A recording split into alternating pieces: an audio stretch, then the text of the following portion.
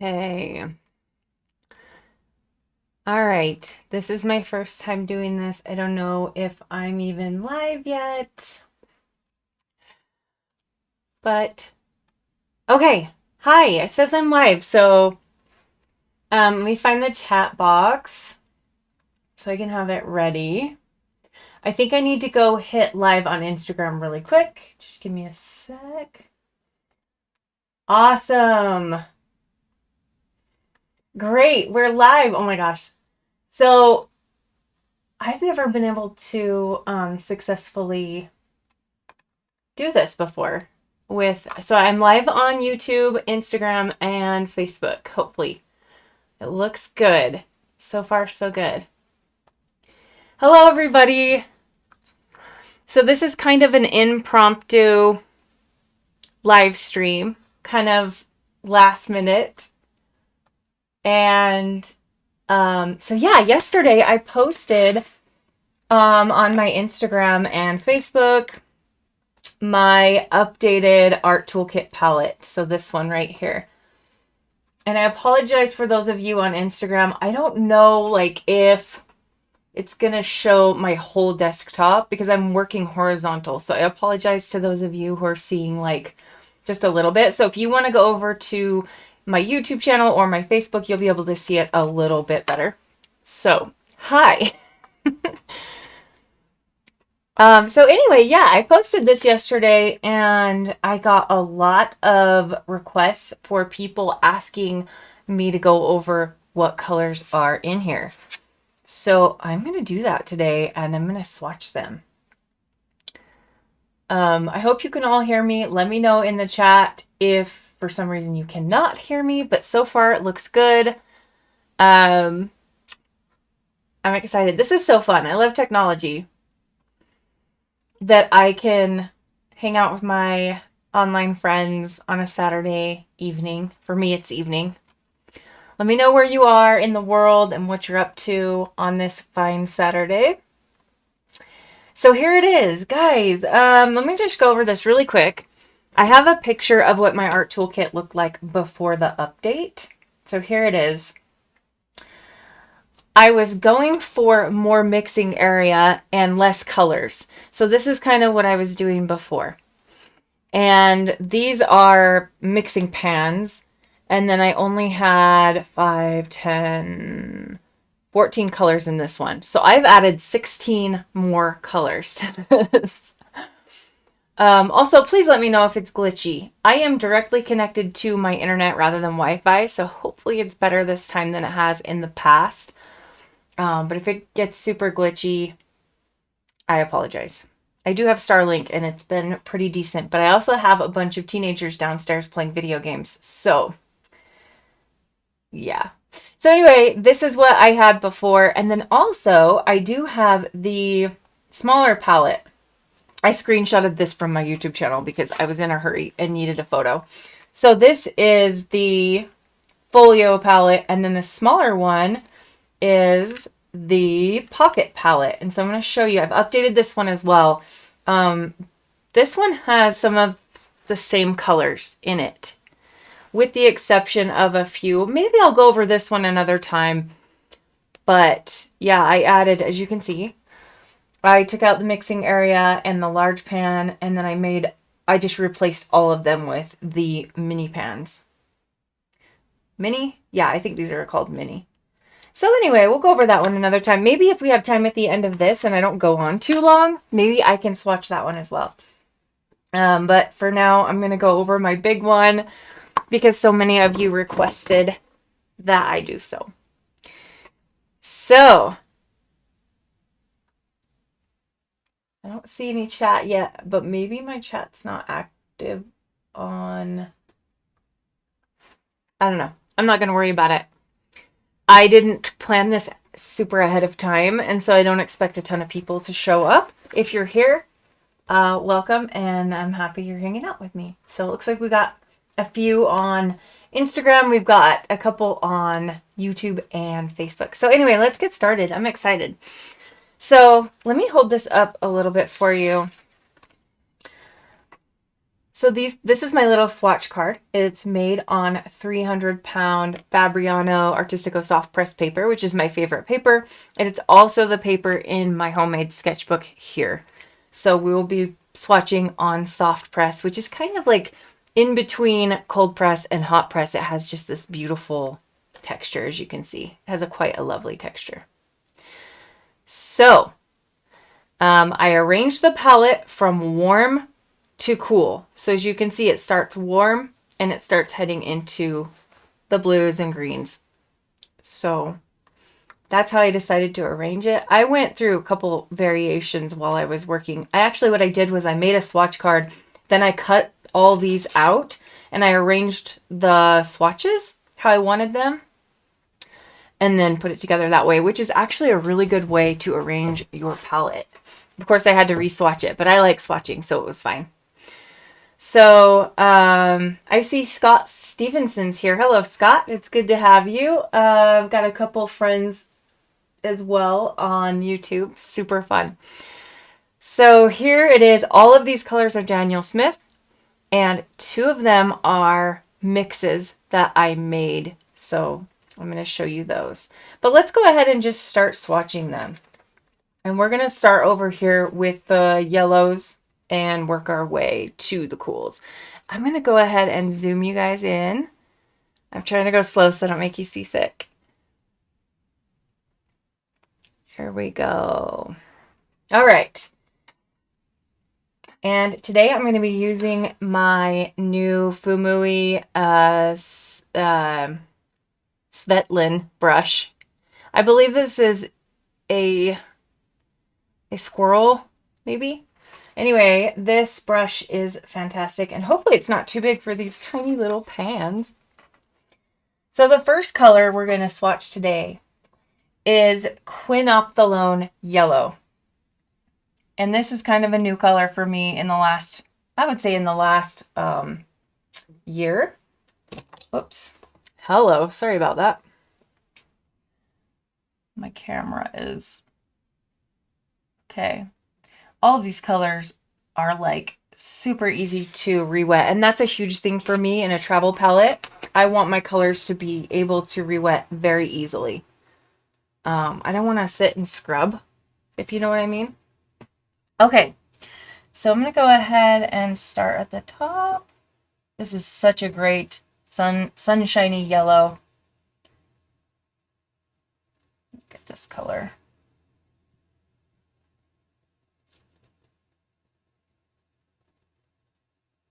You know, I always prefer Zoom, doing like a Zoom session, because I can hear people's voices.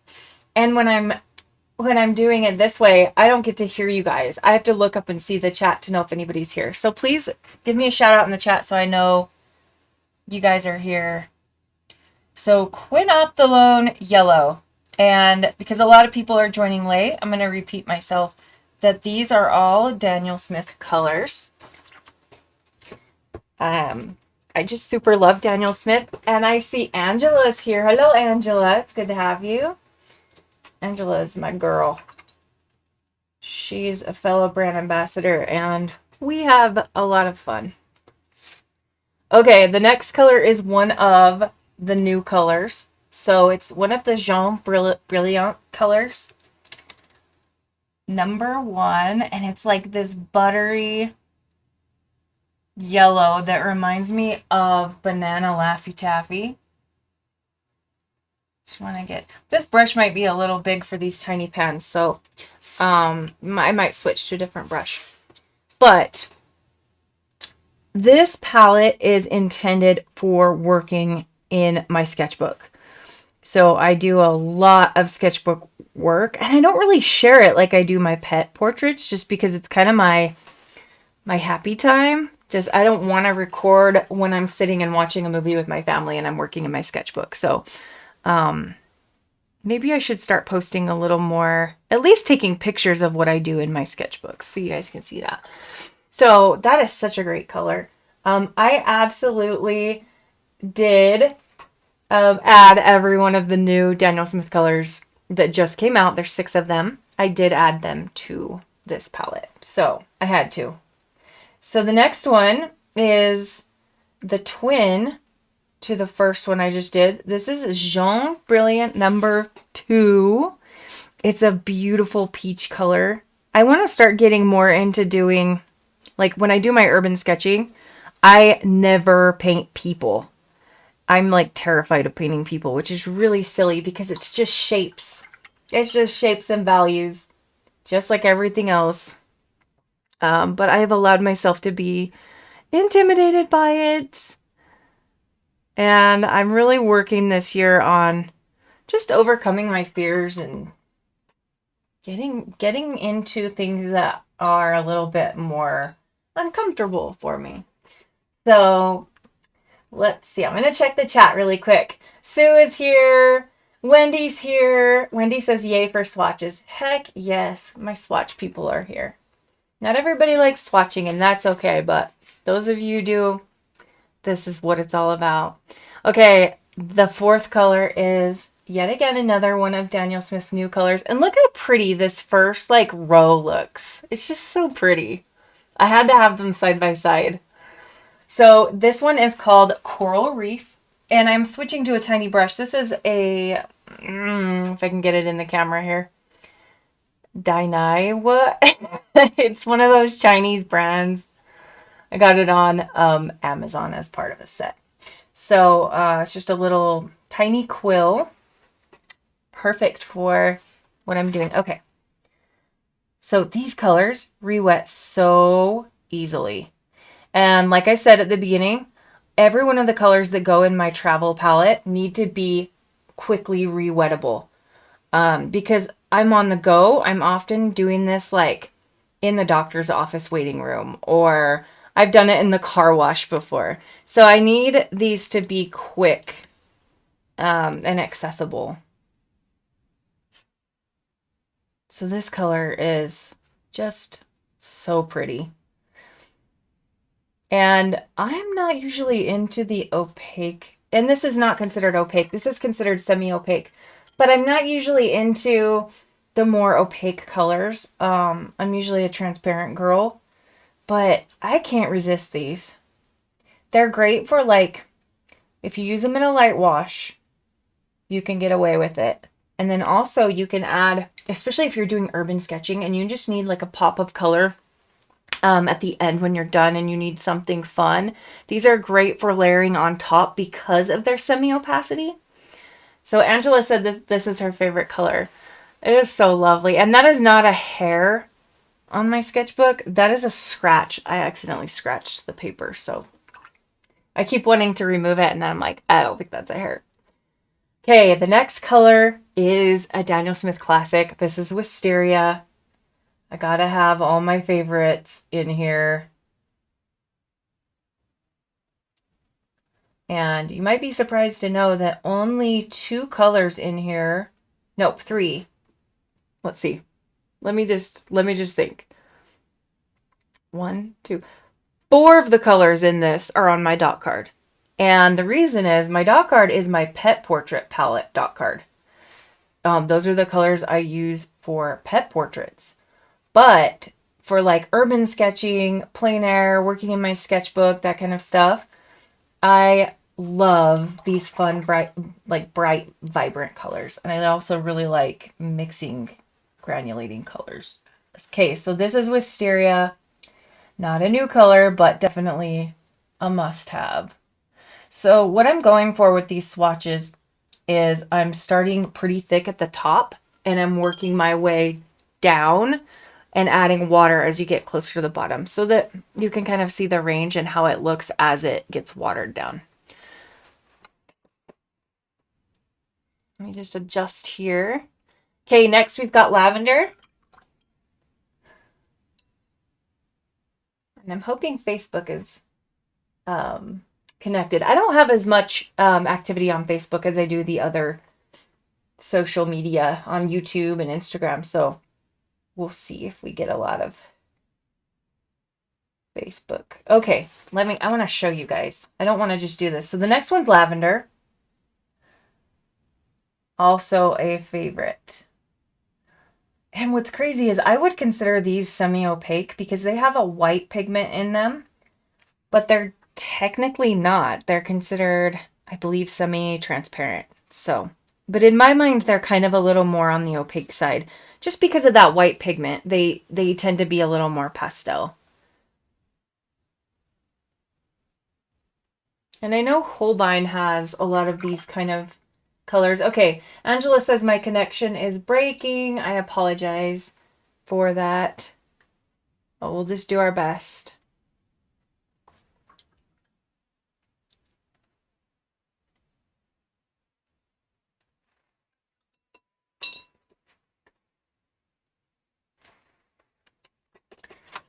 I'm sorry if the connection is bad. This is just kind of, sorry, I made a mess on my sketchbook and I got yellow splatter everywhere.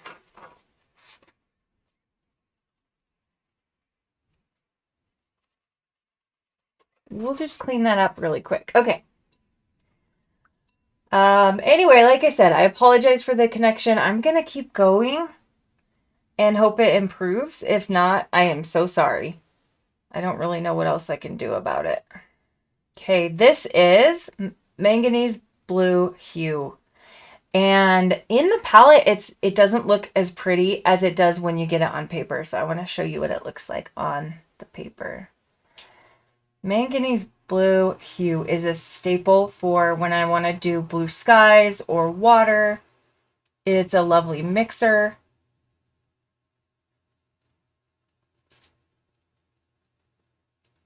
Let's get a little water. And Angela, I do appreciate you letting me know about the connection being unstable. It is helpful to know.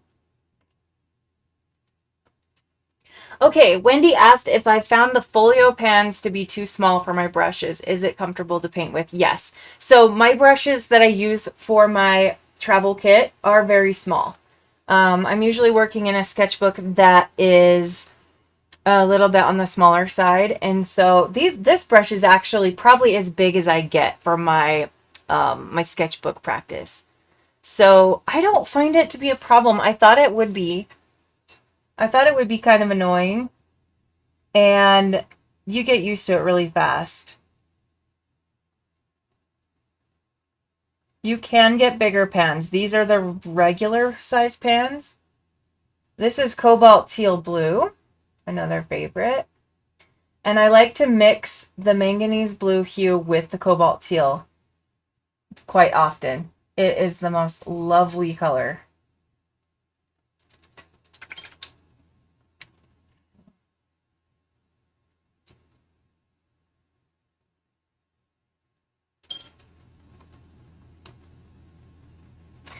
Okay, so I'm also going to be recording this on my computer just so that if the connection's really bad, I can repost it later on my YouTube channel. So I'm sorry, guys. All right, next is green gold. It doesn't look super bright or vibrant, but just wait. Can you already tell that this is like the most gorgeous color? I love this color. Angela said that cobalt teal is a great mixer. Yes, it is. And also the granulation you get when you mix it with any color is insane. Even colors that don't granulate, if you add cobalt teal, you're going to see some stunning results. And Angela definitely does some magic. I like to drop in a little bit of water after I make a swatch sometimes. I haven't been doing that, but that is something I like to do.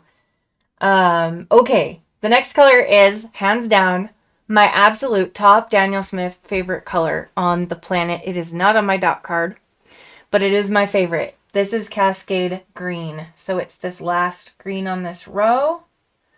Cascade Green just has a special place in my heart. It is magical, and it is what they call a co-precipitating color. It means that the pigment breaks apart. They don't stay together. And so you get like different tones. So right now it looks kind of boring, right? But as soon as, hi Nancy, As soon as you water it down, it starts to do its magic. I love that you guys are hanging out with me. This is great. I'm going to drop in some of the green to show you what it does. It's so pretty. Hi, Nancy. All my Daniel Smith fans are here. Heck yes. I love it.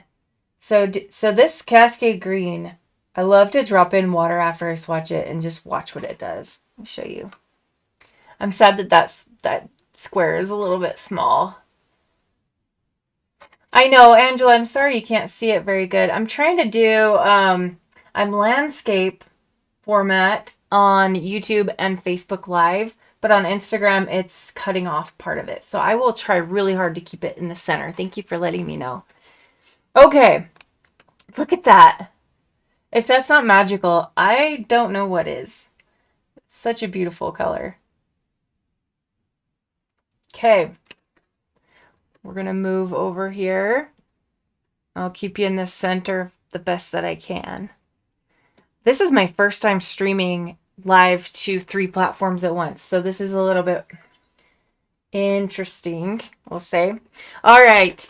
This is another yellow. So we went across the top from warm to cool, and that's what we'll be doing again. Because as you can see, the way I have it laid out is the warms are on this side, and it starts to go towards cool. So from yellow to orange to red to purple to, and so on and so forth. You get it. I have this obsession with the way my palettes are arranged that it needs to look like a rainbow. So there you go. All right. Welcome everybody who's joining. This is so fun. So I'm just swatching my Art Toolkit Folio palette. Has all my favorite Daniel Smith, not all my favorite Daniel Smith colors. That would be impossible. It has 30 of my favorite Daniel Smith colors. This next color is on my dot card. This is Nickel Azo Yellow. Nickel Azo. I don't know how we're saying it these days, but regardless. This color looks like duck poop in the palette, but just you wait. Just you wait. This color is fantastic. It is transparent. It is non-granulating. It's super clear. And look at it in mass tone, but watch what happens as I add water. And I'm going to go ahead and let it flow. We're going to see, this is a pushy color. It's an excited color. It wants to explore. So look at that. I'm going to drop a little more in to show you what it does. It just completely wants to explore. Sorry that it's not. Sorry, I'm working on it. Sorry, Instagram. Instagram gets to be like cut off for some reason, so we'll try. So this Nickel Azo is my kind of my primary yellow on my dot card. Because when you mix it with my primary magenta, I don't use red, I use a magenta. So I use quinacridone red, which you'll see here in a minute.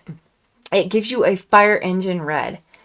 So I like to use a primary magenta versus a red just because you can't make magenta, but you can make red from magenta and yellow, if that makes sense. And then the purples you get are very, very vibrant. Okay, next color. This is, I actually think I might have written it. Nope, I didn't. The next color is one of the 6 Daniel Smith colors that just came out. This is Earthy Red Light. And I want to show you how quickly this one activates. It blows my mind. So here we go. Like I'm barely touching it and it's just so ready to play. Earthy Red Light. And on the camera, it's going to look probably a little more orange than I'm seeing in front of me. It is definitely an earthy color. It granulates beautifully. I love mixing it with greens because you get like these beautiful like olive, earthy olive greens. Hi, Betsy. Welcome, welcome. So it's so funny. I posted this yesterday, this palette that's updated.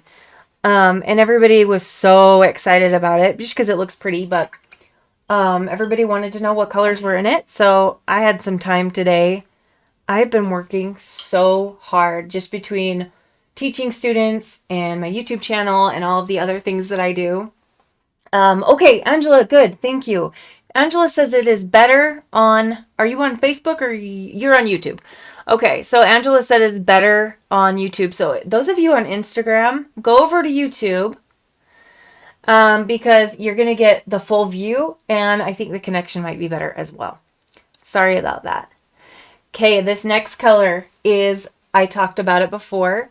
It is quinacridone red. It is more of a magenta, as you're going to see, and it is on my dot card. This is my primary red. Oh, I love this color so much. I used to like quinacridone pink. That was like my go-to.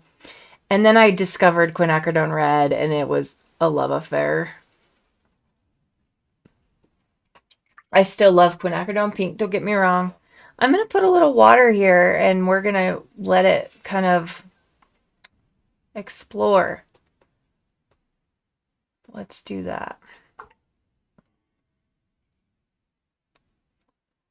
See, some colors just want to jump through the water and others don't. So it's really fun to kind of like play with wet and wet and see what they'll do. So let's put some in. Some pigments are heavier, so they can't travel as far. But as you can see, when it's really lightly down here, it's like such a soft, beautiful pink. Great mixer. It makes mixed with like ultramarine or verdite. Devin, I am using all Daniel Smith. All Daniel Smith colors. Thank you for the question. Okay, the next color is also a quinacridone, and this one is somewhat new to me. I've had it for a long time, but I just barely decided to use it in a palette. I've never put it in a palette. So this is quinacridone lilac. And no, yes, lilac. Okay, this is such a pretty color. Those of you on Instagram, I'm serious. If you want to head over to Facebook Live or YouTube, the connection's better and the view is better. So I apologize for that. This color is so pretty. Okay, let's add a little water.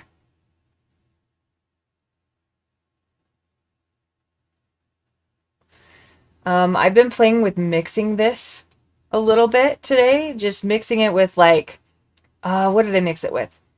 I mixed it with Blue Apatite Genuine and got the most beautiful purples. And Nancy switched over to YouTube as well. Good, good. I know nobody's watching on Instagram right now, it says, because it's just... Nancy, this is an Art Toolkit FOLIO palette. So they have, this is their big one. Then they've got this pocket palette, and then they also have one that's half the size of this called the Demi. So this is the biggest one. It can hold 30 of these regular pens, or I think it can hold 60 of the itty bitty square mini pans that look, whoa, they look like this. I just totally dumped out all my paints. It's fine. We'll fix it later. Oh boy. Okay, let's move on. Manganese Violet is next. Now, Manganese Violet is, again, one of the new Daniel Smith colors. And they should be hitting retailers very, very soon. I know that a couple retailers have had them already, but they sold out really fast. So just keep checking. If you've got a local store that carries Daniel Smith, you can ask them to order it. So this color is also another love affair. So Manganese Violet. Here we go. I'm going to scooch it over for those on, if anybody is on Instagram anymore. This color is granulating. It is, I believe, I'm trying to remember, semi-transparent, I want to say. And it's beautiful. I mean, look at this. Just like even in the pan, it's beautiful.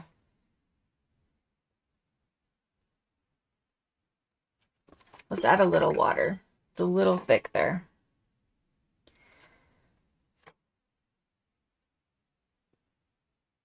Okay. Angela, you're asking what is the brand? It's Art Toolkit.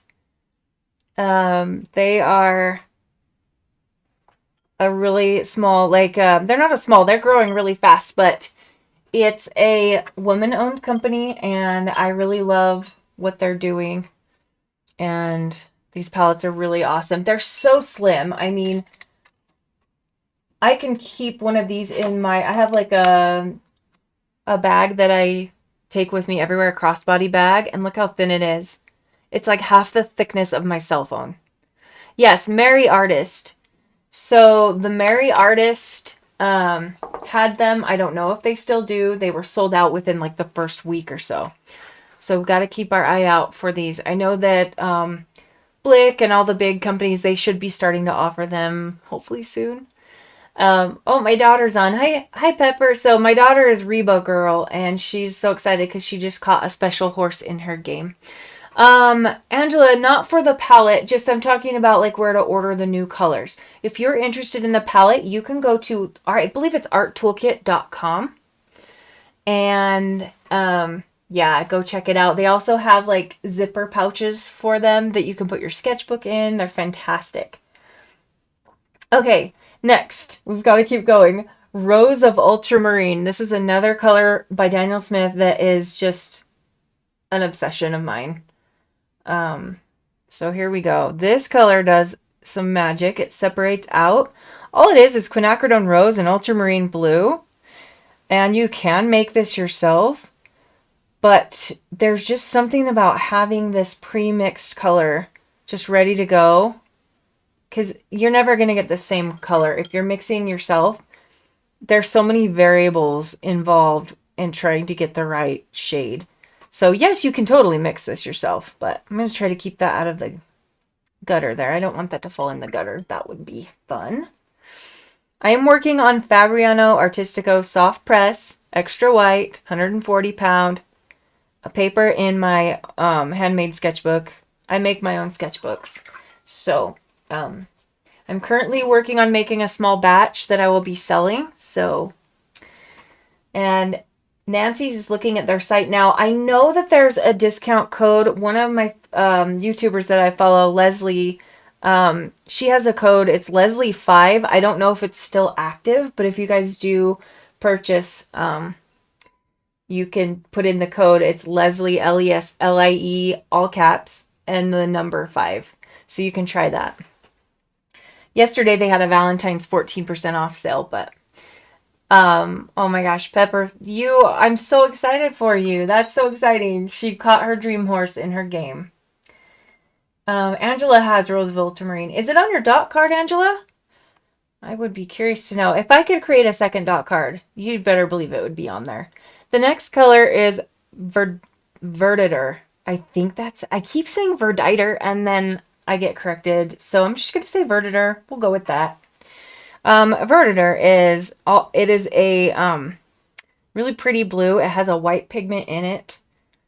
And I love this color. It's somewhat similar to, I want to say it leans more towards cobalt, but cobalt is a perfect like mid-range blue, whereas this one, because it adds that white pigment, it is a little more on like the opaque side. It's not opaque, but it is a little more pastel, I would say. And it's just exciting. I love this color. I'm going to drop a little bit of water into that. Can you guys see what the Rose of Ultramarine is doing? Look at that. After these are dry, I'm going to show them to you again so you can see how they look dry. Okay, the next color is a color that I have never had in a palette before.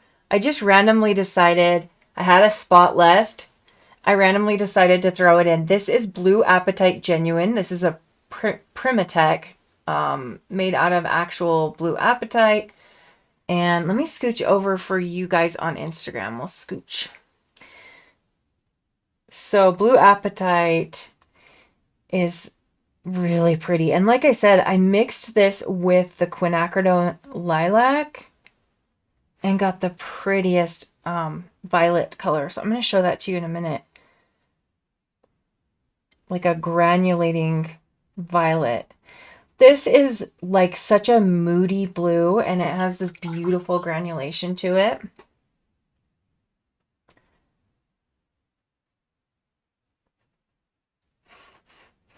Look at that color. It's kind of next to Lunar Blue on like the catalog. It's similar but different. It's not quite. Lunar Blue is slightly different, and I prefer this one. I like this one more than Lunar Blue. I had a little bleeding happen here. It's fine. They can mix and mingle. Who knows? Sometimes when that happens, you find out color mixes you wouldn't have known about. Okay, next is one of my favorite greens, Prussian green. I love this for doing, like, if I go in the mountains and paint trees. This is a great color for painting trees, but like pine trees. Because where I live, we have a lot of like pine trees and fir trees, and this is just great. You can add a little red to it if you want to make it a little more olive. But this is Prussian blue mixed with, I need to look at my brochure to know exactly which color. If you guys know, let me know. But I know that this is Prussian blue mixed with another color to make this beautiful green. Hopefully you guys can see it okay. Amanda loves Blue Appetite. Gotta love a good blue. Absolutely. Absolutely. Okay, Angela said she said palette and mint dot card. That's awesome. If you guys have never checked out Angela Barbie's work, go search Angela Barbie on YouTube and you will find so many fun demos. She makes magic on paper. I tried it the other day and it didn't look like Angela's. It's fine though. There can only be one Angela. This next color is the final. Nope, let's see. This is the final of the 6 new Daniel Smith colors. This is my favorite one, Cobalt Green Deep. I have been waiting for Daniel Smith to release this color forever because it is just, I make my own granulating recipes and this color has been missing. I just haven't been able to make what I need without it. So now that I have it, I am having a blast. Let me get a little more here. And I know on paper right now it kind of looks similar to the Prussian green, but it is not.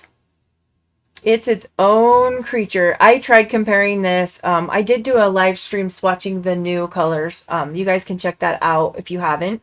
But I did compare this to all other Daniel Smith greens, and it does not compare. It is just its own little person. Okay, I pretend my paints are people, so I'm sorry if that's a little weird. Okay, I'm going to scoot my sketchbook over. And my daughter's making me laugh in the comments. We have a lot of inside jokes. Okay, trying to keep it centered for the Instagram folks. We have a lot of people joining over there, so trying to keep you centered.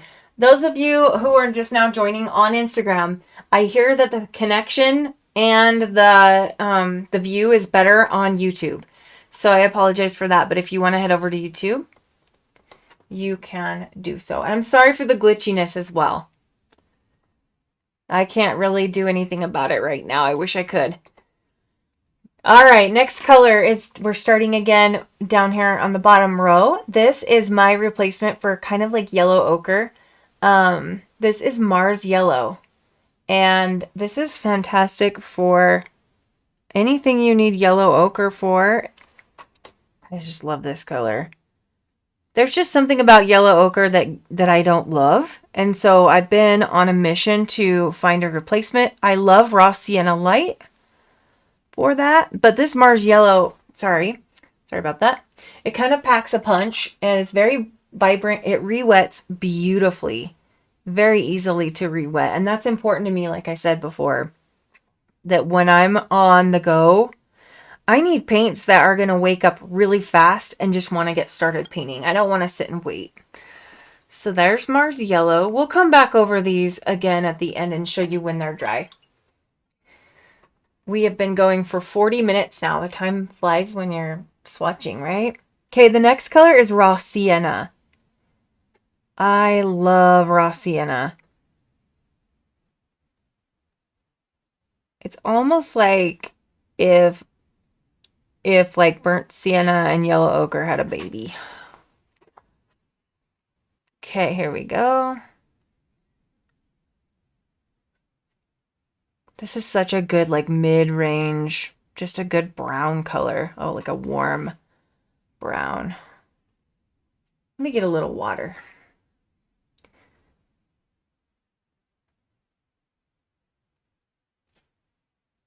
Also, this is great if you've got a green that's too bright and you want it to be a little more earthy, add a little bit of the raw sienna and it just gives you some really beautiful natural green shades. All right. So yes, those of you on Instagram, I know it's really hard to see, so I apologize. Okay, next is quinacridone Deep Gold, and that's I have quinacridone Gold on my dot card, but I really like quinacridone Deep Gold. So hello everyone joining. It's exciting. My daughter said it looks like mac and cheese powder. I'm not sure which one. Is that the Mars Yellow? Because, yeah, it kind of does. My daughter's name is Pepper, but her YouTube handle is Reba Girl. That's her dog's name. Amanda says, your colors are so brilliant in the palette, too. I love when you can actually more or less tell what color's in the pan.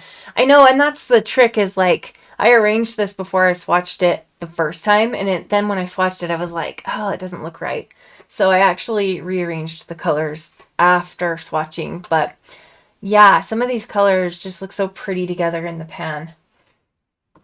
Okay, the next one is these. So I said it already, Quin Deep Gold. Let's just paint it. Less talking, more swatching.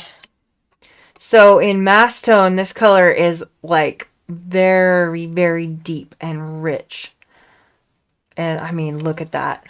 Love. If you guys have Quin Gold and you haven't tried quinacridone Deep Gold, I highly recommend the Deep Gold. Or if you don't have Quin Gold yet, maybe just get this one, because when you water this one down, it ends up looking like quinacridone Gold, just watered out. So let's let it come down a little bit in the water. It just packs more of a punch. I know that one of our ambassadors, Gabriel Stockton, he has this on his dot card and he just loves it because of the versatility. Because you can get almost a quinacridone Gold color down here, but in mass tone you get like this really rich, deep color. Yes, it glows. Absolutely glows. I always say that the quinacridone Gold and the quinacridone Deep Gold are like liquid sunshine. They're so stunning.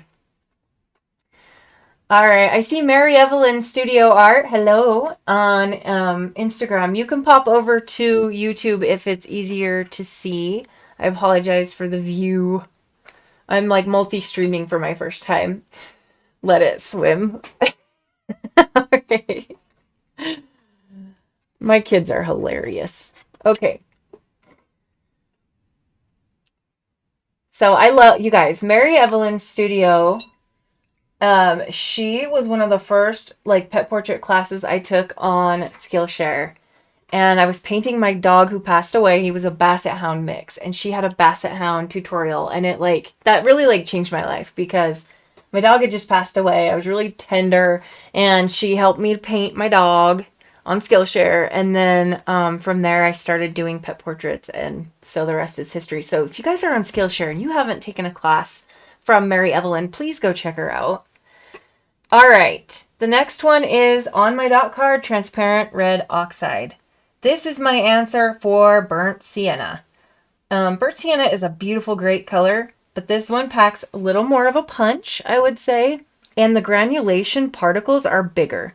So it just, the way it separates is so pretty, and it's perfect. Like if you're somebody who likes to paint rust, this is your rust color. You'll see the texture of it looks like rust. The way that it, I don't know, it's just so pretty. It is a little more vibrant than burnt sienna as well. So I'm going to drop a little in right here just to show you kind of how it moves. As my daughter says, let it swim. So this is not a regular stream. This is just a special occasion. I'm considering doing a Saturday stream. If you guys would be interested in that, let me know. I would love that. I always forget about live streaming. I'm always like pressuring myself about making video content, and then I'm like, oh yeah, I can live stream. So cool. All right, next is the friend to transparent red oxide, transparent brown oxide. Did I say that right? I hope I said that right. So transparent brown oxide is my answer for burnt umber. However, both this and burnt umber are on my pet portrait dot card because they're different. They're similar but different enough that I wanted both of them. I wanted my cake and to eat it too. So this color has beautiful granulation. I have found over the years though, I don't love mixing it with anything but like Payne's Gray. I'll mix it with Payne's Gray, neutral tint, those kind of things. But when I mix it with other colors, it tends to have like a greenish tint for some reason. And I think it's because of the warmth that it has. But yeah, this color is like chocolate. Let's just get it right there. Oh, it's so beautiful. And it can get really dark. You can make black using this. So if you mix this with ultramarine or Payne's Gray, you can make black. Nancy says she'd love to see a regular live stream. And Aloria, I hope I'm saying your name right. It's a beautiful name. Would love the company while she's working. I love it. Yeah, that would be fun to do a live stream every Saturday. I don't know. Is this a good time, or is it like this is a semi-decent time for me? So this was a random last minute thought today. I was like, you know what? I have been cleaning the house all day and I'm trying to force myself not to work because I'm a workaholic. So anyway, this live stream was just my answer for like doing something fun to kind of fill my bucket, I guess. Okay, next color is an absolute urban sketching must-have, Shadow Violet. So Shadow Violet, as its name says, is a fantastic shadow color. You can use it in place of gray. You can use it in place of purple. Oh my gosh. Shadow Violet is magic, magic, magic. It's very similar to Moonglow, but different. It's not Moonglow and Shadow Violet. I kind of call them the twins. I have a lot of colors I call the twins. But I think if I had to choose between the two, I would definitely go for Shadow Violet. This color looks kind of boring until it starts to do its magic. So it's going to separate. It's 3 pigments. I believe it's Viridian, maybe Pyro Orange, I think, as well as blue. Correct me if I'm wrong. I'll have to go look at my... You'd think by now I would have these memorized, but I don't. All right. Next color is a new color for me, and I'm obsessed with it. Yes, Shadow Violet is more light fast than Moonglow. Moonglow has, I believe, Opera Pink in it. And so that's going to give you some fugitive components. So, yes. So I am Mountain Time. I'm an hour ahead of California and an hour behind Eastern. So I think an hour behind. Yeah. So right now it is 5:50 for me. So Pacific it's 4:50. So anyway, all right, let's move on. This color, Joseph Z's Cool Gray. So this is Joseph Zabukovic's. He's got a couple of gray colors that are his proprietary mixes. So it's this one right here. And I have been replacing this instead of Payne's Gray on my palette. I've been using this. So it has 3 pigments and it separates out into the most prettiest. Oh my gosh, I'm obsessed with this color. So ever since I discovered it, I've been obsessed. Let's water. The magic happens when you kind of like let it play in water and drop in a little bit of water. You start to get some really fun separation. So it kind of just looks like Payne's Gray at first glance.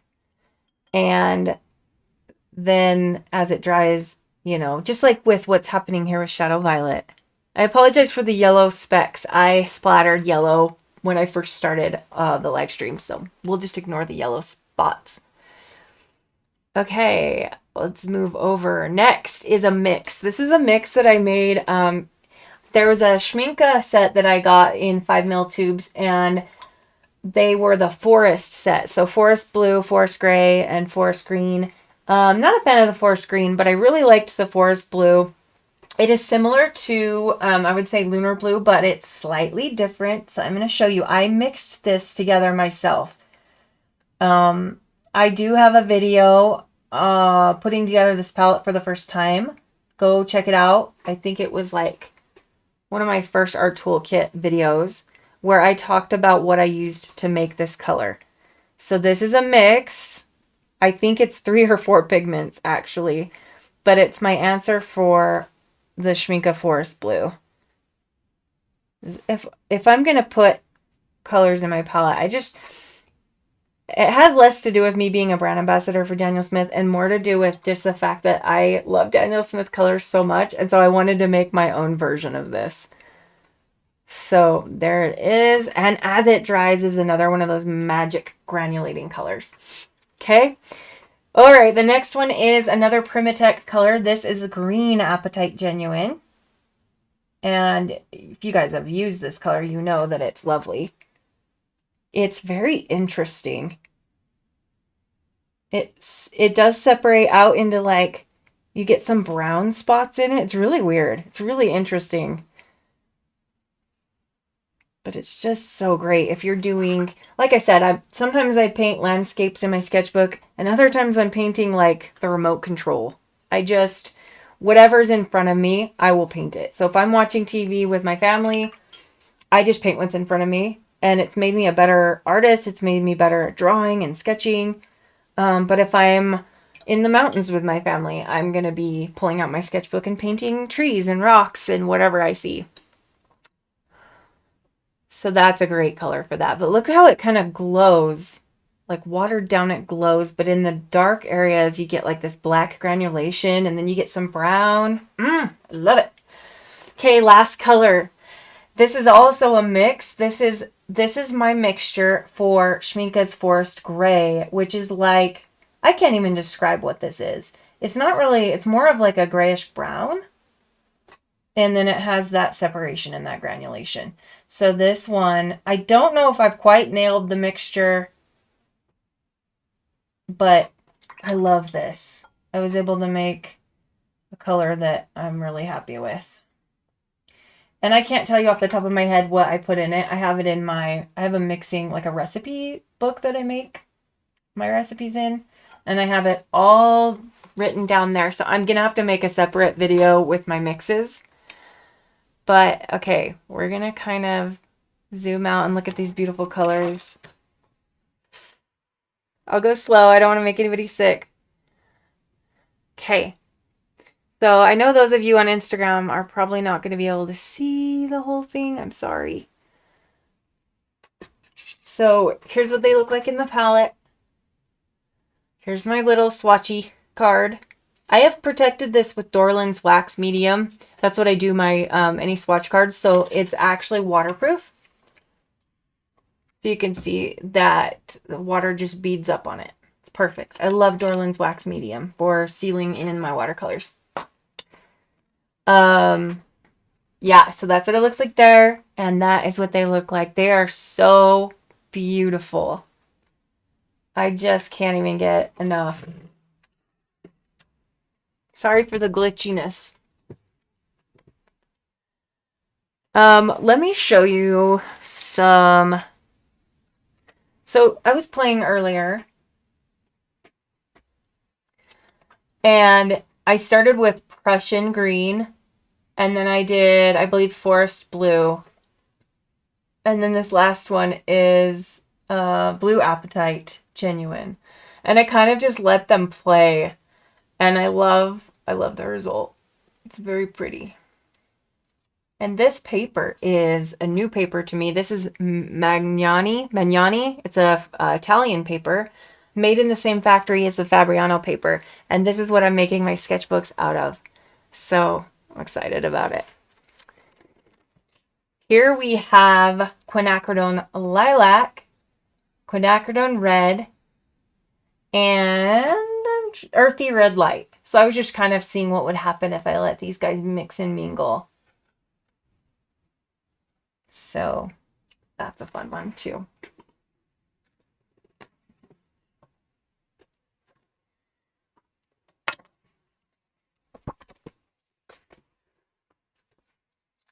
Okay.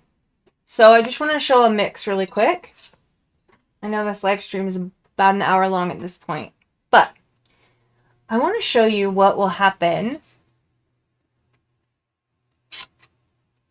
when I mix the quinacridone lilac right here. So, gosh, it's so pretty. Look at that color. I mean, I'm going to mix it with Blue Apatite Genuine. So the quinacridones are non-granulating. They're very transparent. They are very clear. And they're really fun to mix with granulating colors. So look at this. How pretty is that? Seriously, so pretty. I mean, it's not even on paper yet. This is just some cheap Canson XL paper, but I figured this would be good for just showing my mixes.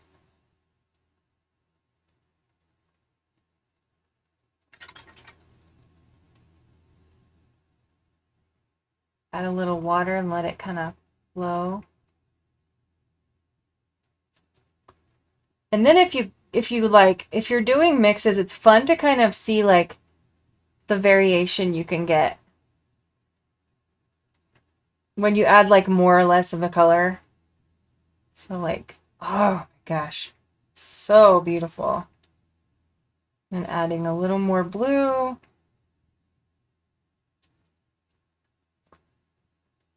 One of the things also I like to do in my sketchbook is mixing on paper rather than mixing on a palette.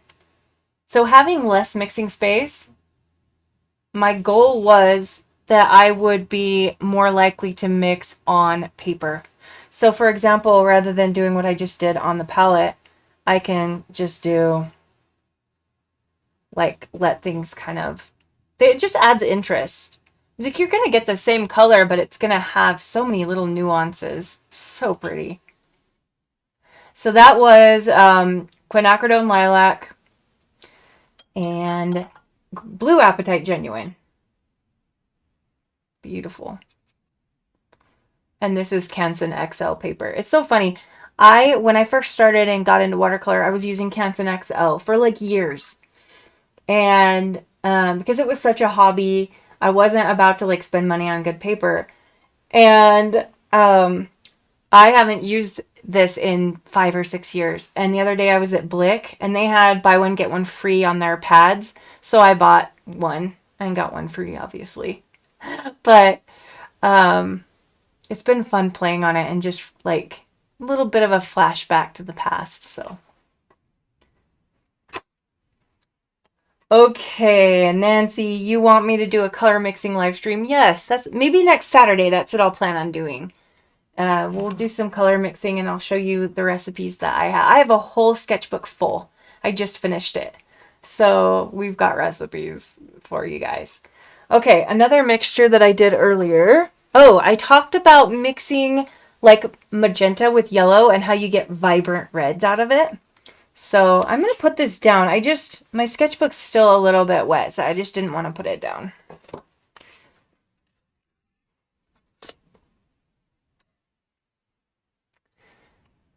Okay, so starting with quinacridone red, which, like I said, is more of a magenta color. And then adding the nickel azo, which looks like poop, but it doesn't. It doesn't, I promise. Just in the palette it does. So mixing those together, you get, let me add a little more of this, like the most vibrant reds. And then from there, like let's say you don't have red in your palette. I do not have red in my palette other than quinacridone red, which is kind of a misnomer because it is Like I said, it's like more of a magenta. So now, like if we were to take that and mix it with blue, let's do Vertitor. You get like really pretty purples. And then if you just mix this by itself, the quinacridone red mixed with blue, just by itself, oh my goodness. Let's do manganese blue hue. And manganese blue hue is a little harder to re-wet, but we forgive it because it's so beautiful. So, oh my gosh. Oh my goodness. Making some really pretty purples here. Let's get a little water. Look at that. It's so pretty. I'm sorry for those of you on Instagram if you can't see everything. I'm just going to have to like not worry about it anymore because it's making me crazy. I like to drop in a little bit of water as my swatches are drying because it shows, I don't know, it just helps show like what it can do and how it moves. These are just so pretty. Okay. We talked about cobalt teal being a mixer. And oh boy, is it. So I'm going to mix on paper like I talked about. Cobalt teal. I know, I'm sorry you guys for the glitchiness. I hope I'm still here. I can see your comments, Nancy, but wonder if you guys can still see me. Okay. Nobody's watching on Facebook. Everybody's on YouTube. So if you guys can still see me, let me know. What kind of greens do the Jaune Brilliants make? I will swatch that in just a second. So here we've got cobalt teal. And mixing it with yellow, you can make a green. So let's mix with the Jaune Brilliant #1, which is that, oh, the greens you can get are really, really pretty.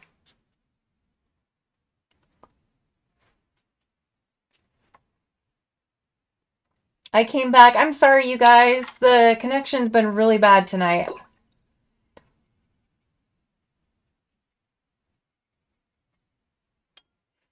If you guys missed what I did, you can just ask what I did because I don't know when I disappeared. So I am recording this to my computer.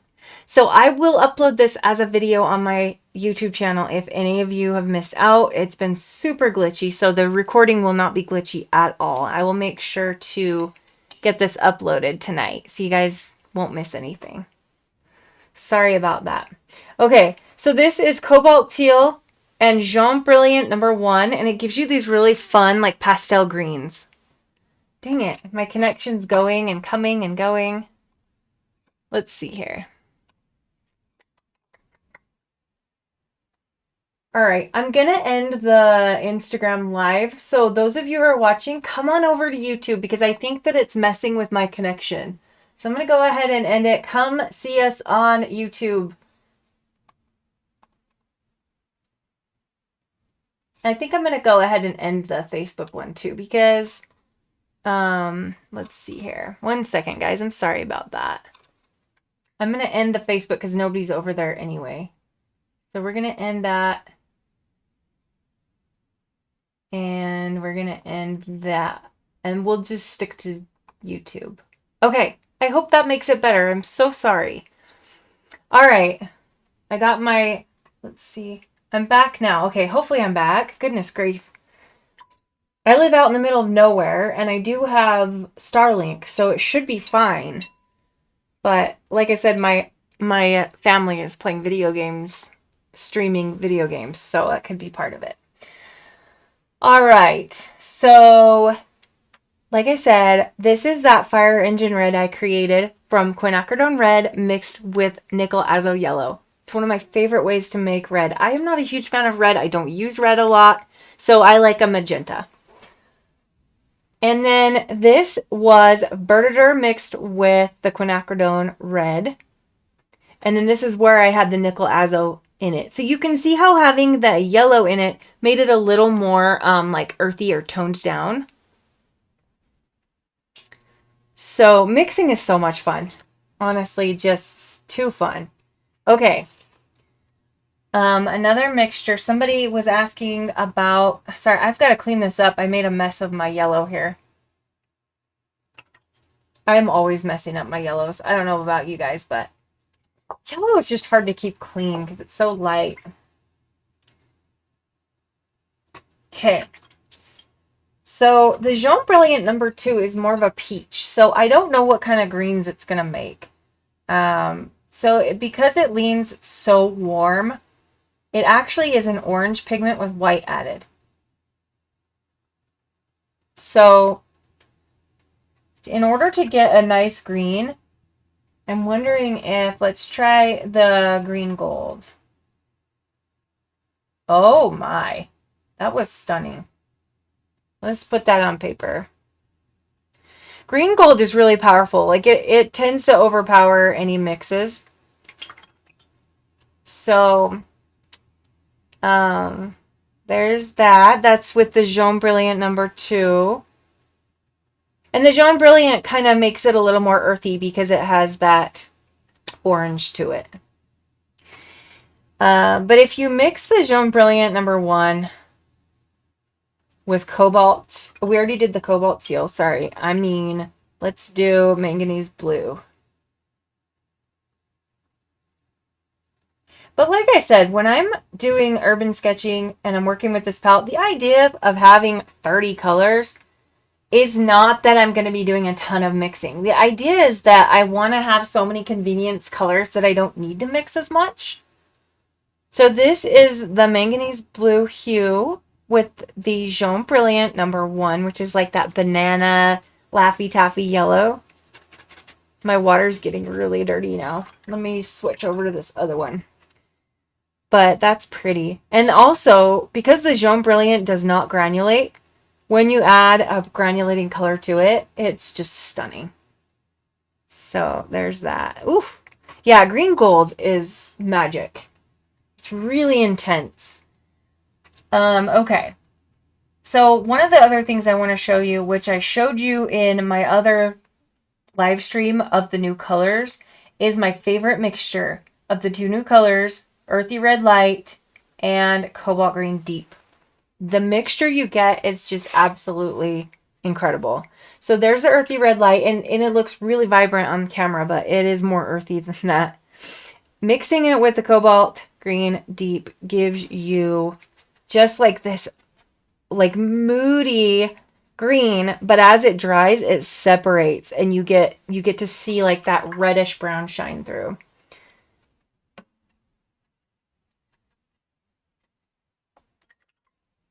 So that's my favorite mix, honestly, out of the new colors.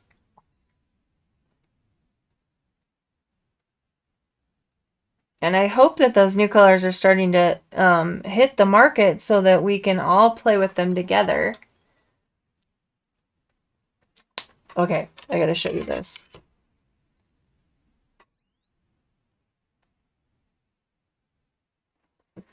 And then if I were to mix it on the palette instead, we'll get a little more of just like one tone. I'm just going to be messy here. Okay, so let me show you.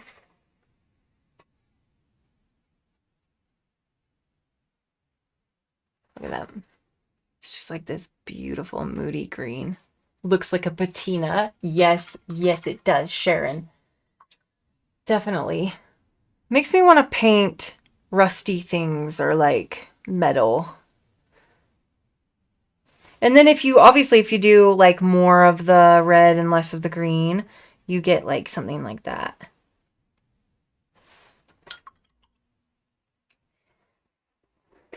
Okay.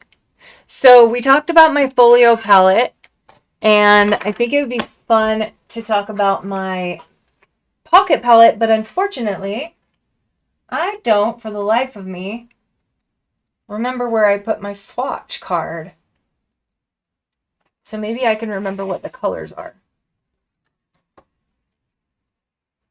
Let me set that aside and I will show you my... So this is the next size down. This is the pocket palette, and I have mini pans in this one. So I've got 4, 5, 6, 7. Let's see. 2, 3, 4. 28 colors in this one. And before I do that, I'm going to just give you guys a recap so you can see these dry. Oh yeah, Prussian green and cobalt green deep. Cobalt green deep are stunning. You will love them. Okay. So here we have like the things that are drying. Look at the rose of ultramarine. And then look what happened when the Verdador like leaked into the blue apatite genuine.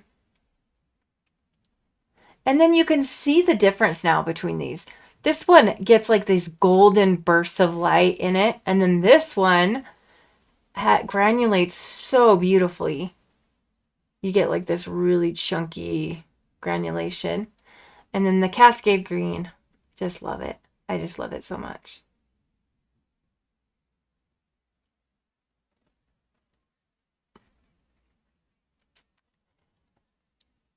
I don't know what to say.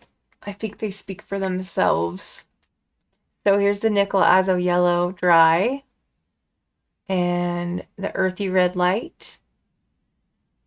The Quinacridone Red. Now you can kind of see how magenta it is. The Quin Lilac. And I love how clear they are. Look at that. Like, I love granulation, but I also appreciate colors that are just clean and clear. Obviously, this is not granulation. This is just some, like I added water and it pushed the pigments around. It's not a granulating color. I just made that happen. But you can see how clear it is down here. It's like, it's almost like that stained glass effect. There's that manganese violet. And then if we come down here, we can see our Mars Yellow, Raw Sienna, Quin Deep Gold. I love the quinacridones because of how clean and clear they are, but they're beautiful mixers. And then here's that transparent red oxide. Can you see what I don't know if you can see that, but it kind of does like this chunky separation right there and right there. And then the transparent brown oxide does that as well. And here's our shadow violet. You can kind of see the pink shining through. And it almost has like, you can kind of see some green shining through. Ignore the yellow. That was a mistake.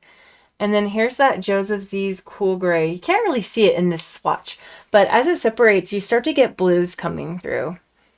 It's really pretty. Here's my mixture, my forest blue mixture. And green apatite genuine, stunning. And then this one is like one of my favorite colors that I've ever made. So, oh my gosh, do you see what's happening? It's just stunning. Nancy says her poor wallet. I know. It's a problem. I'm a horrible enabler. Like, I just enable people left and right. I can't stop myself. Yeah. So let me grab some paper that we can swatch the other. I've just got paper everywhere. Paper and sketchbooks and... Okay. We'll use some cold press Fabriano. I'm just going to leave it... Sorry about that. I'm going to leave it open. This is one of my homemade books. So yeah, we've been going for an hour and 15 minutes. So thanks to those of you who are like hanging tight. I just love this. I just have way too much fun, and I've been working really hard and I've been just a little burned out. So this is fun for me. This is just play. This isn't work. Okay. Let us play. And hopefully I can remember what is in this, because I think I left the swatch card downstairs. All right. I hope the connection's staying somewhat stable at this point. And because these are so tiny, I'm going to have to grab a small brush. Let's find a small one.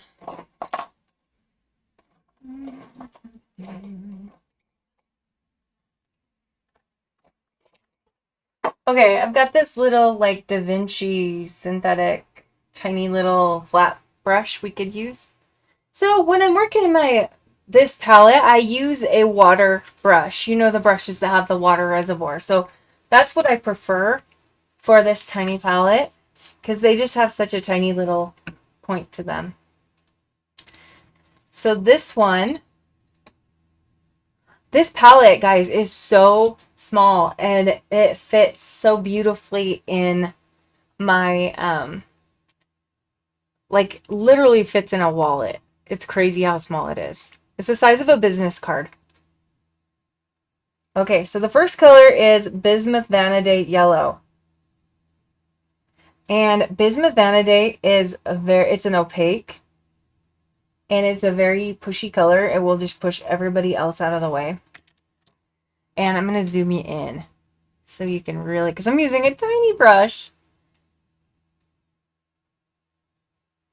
And then I'm going to wet it. I'm going to show you what it does. Look at that.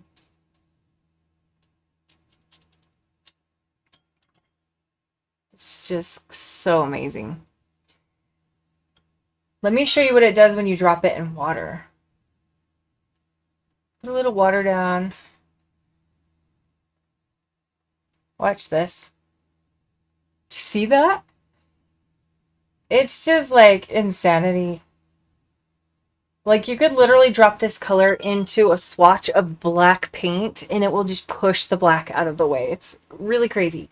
So I like it for my sketchbook because, for example, I was at a really dark restaurant with my husband and I was working in my sketchbook and I was kind of painting the scene and it was a dark restaurant, like I said, but they had these lights on the ceiling and the lights were just so bright. And so I painted the whole scene and then at the end, I went ahead and used this color to make the lights like really, really bright. I can actually show it to you. Hold on. I just remembered that that sketchbook is finished. So I can show it to you. Let's see here. Okay. So this is what I use, the Bismuth Vanadate, because it's opaque. It almost works like a gouache. So this was the place we were at. And it was like a brewery and they had this big copper oven. And so I was able to bring in the Bismuth Vanadate Yellow for all these fun lights. So yeah, it's great. It's so opaque. Like it's seriously almost gouache level. Not quite, but it is really light. So anyway, that was fun. All right. And you know what? I just realized I can use this brush still. It's still okay because as long as I just get the tip in there, it's fine. So I'm going to say that this is Aureolin Cobalt Yellow. And even though it's a cobalt, it is a not, oh, my water is so dirty. It is not a granulator. I wish there was a granulating yellow. John Cogley explained it to us about like why there's no granulating yellows, and I can't remember why, but he just said it's not a thing. Okay, I think that this is, let me grab my dot card because I don't have my swatches. Okay, I think that is like Paranone Orange or, let's get to it. So I've taken the 266 dot cards and cut them into strips of 12 and put them on a ring. So let's see what color that is. Yep, that is Paranone Orange and it is intense. Watered down, it gives you like this really pretty, like peachy pink. Look at that. So this palette is one that I decided I was going to put some colors that I don't usually use in. I just wanted to try some new things. So, cool. All right. I just still can't believe there's so many of you still watching. Cool. I love it. That is, makes me happy. All right. So, I don't know why I went like there, and there, but whatever. The next color is Permanent Orange right here. And that is just a bright, like, that is your classic orange, truly. And I'm not swatching these as in order as I did the others. This one's just kind of for fun. Some of the colors in this palette are going to be duplicates of the others. So I'm just going to swatch the ones that aren't in the other palette. So, yeah, that is such a pretty orange. And orange is not a color I usually have in my palette. But look at that. I've got two of them. So this one's almost like a vermilion type orange that waters out to pink. And then this one's just your classic orange. When you think of oranges, that was like what I would think of. Okay. Next, I'm going to go across the top. Next, we've got a red. And like I said before, I don't usually put red in my palette, but on this one, I decided to put colors that I don't use. And I want to say this is Anthracenoid Scarlet. Let me look. I think it is, maybe. Guys, my swatch card is like downstairs in my backpack, so I don't want to like run and... Jenny said that her husband and two boys are playing Minecraft. My head hurts too much to paint myself, so you're saving me from boredom. I'm sorry your head hurts, and I hate that when you just want to paint, but you just can't. So I'm glad this is helping. Thank you for hanging out with me. Yeah, my husband and two boys are downstairs. Well, maybe not my husband right now. He's not been feeling well today, but they are playing, I don't know what. Like, they've been yelling and screaming. They are 18 and 19 years old, so the screaming does not stop. I will just tell you that right now. Okay, I want to say this could be organic vermilion. I'm sorry. I'm sorry I don't have my card. Let me see. Did I do it in a sketchbook somewhere? Yes, I think I did. Let me just look and see if it's in a sketchbook, because I want to be able to tell you what these colors are. I feel kind of bad that I'm not helping you out. Nope, not in this one. I've got sketchbooks all over the place, guys. Okay. Let's see if I planned this one in. So when I put together a palette, I like to do it in a sketchbook first, because I like to plan out, you know, what colors are going to go in, see if they mix together well. I do that before I ever put them in. So, oh, let's see here. Here was me planning another palette I was making. Can you tell? So you see how I will like mix things to see how they do together. And then I'll kind of like just try to, I have to make decisions. So yeah, that's, oh, that's, see, this is the kind of stuff I paint. This is like literally I painted, my son was having some Pop-Tarts and I was like, hold that for a second, and I painted it. So that's the kind of stuff I like to do. It's just fun. Okay, here's what the palette looked like before. I had those bigger pans in it, and I just had like Aureolin, Quinn, Deep Gold, Transparent Brown Oxide, Prussian Green, Cobalt Teal, Verditer, Shadow Violet, Joseph Z's Cool Gray, Bismuth Vanadate Yellow, my Forest Gray, Forest Blue, Green Gold, Cascade, Mars Yellow, Quinn Red, and Transparent Red Oxide. So anyway, those colors are all in my other one. And let's see here. Planning my Art Toolkit Pocket Palette. So this was when I made it back in December and only had 14 colors in it. So I don't think that's there yet. And then these are my mixes. So that's the Forest Gray and that's the Forest Blue. And you can see, like, I went through a lot to finally get it right there where I wanted it. So this one is just such a lovely color. I love it. Sorry about that. I'm trying to do this one-handed. Okay. There's where I was comparing yellows. So there's Bismuth Vanadate, Quinophthalone, Nickel Azo, and then this was a mixture of Bismuth Vanadate and Cobalt Teal. I was just seeing what I could do if I could get like a lemon yellow. And there is the Joseph Z's Cool Gray. I was trying to make it myself. I did not have success. And then this was the palette, the big folio palette before before. This is like my third variation. I'm saving you from laundry, Nancy. Or am I saving you from a migraine? Either way, it's fine. Oh, here we go. Okay. These are the colors I added. Yay! Now we can know what they are. I was right. So the one I just swatched was Anthracanoid Scarlet. And I love this color. It almost matches my nails. That is so stunning. And like I said, I'm not a red person. I don't use a lot of red. So I actually dig that color quite a bit. So now that I have my guide, I can tell you what's in here. What did I add? So Permanent Orange, Paranone Orange, and Anthracanoid Scarlet. Okay, now I can tell you a little bit better. So the next one on the top is going to be, I want to say, let me just put it down and I can tell you. That's the Quin Deep Gold,